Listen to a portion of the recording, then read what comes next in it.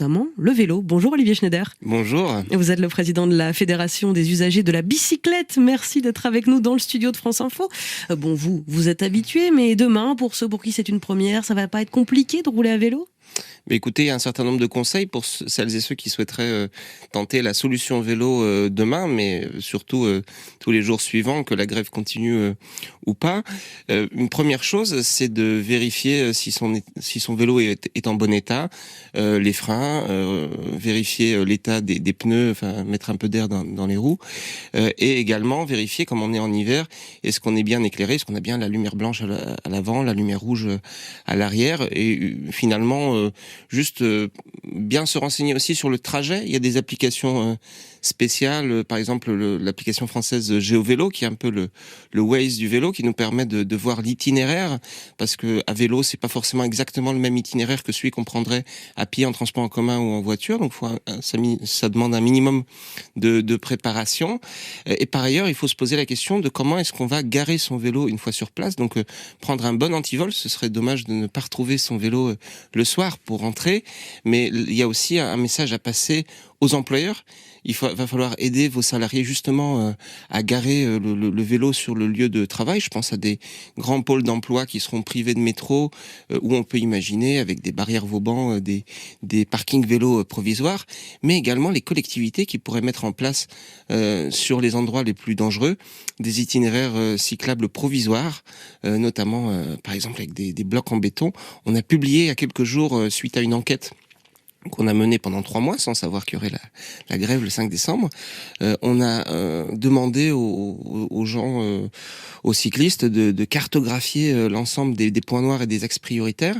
Et donc on a 185 000 personnes qui ont répondu à l'enquête, ce qui nous a permis de sortir il y a quelques jours une carte interactive qui comporte tous ces points noirs. Donc ça permet aux cyclistes de se renseigner, mais aussi aux collectivités d'imaginer où est-ce qu'il y a le plus de besoins. Demain, on va avoir des usagers du vélo qui se partagent la route avec des conducteurs peut-être énervés, en tout cas plus nombreux, avec cette grève contre les transports en commun. Comment on fait pour rouler en sécurité ?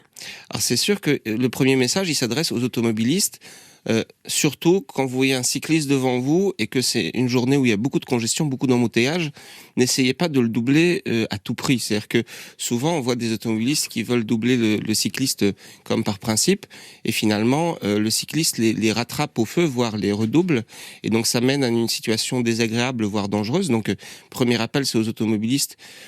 Si c'est congestionné et que vous n'avez pas le mètre de distance pour doubler, restez derrière et vous verrez finalement ça ne vous retardera pas sur votre trajet. Et pour les cyclistes, c'est juste respecter le code de la route. C'est aussi ne pas essayer de trop tenir sa droite. Le réflexe du néocycliste parfois, c'est de serrer trop à droite, et comme ça on roule dans la zone d'ouverture des portières. C'est un endroit dangereux. Vaut mieux être bien éloigné, au moins d'1 mètre du bord droit, mais finalement aussi avoir les yeux autour de la tête, faire regarder bien autour de soi, et tout ira bien. Et comment on fait si on roule en zone rurale ? Parce que là, on parle de la ville.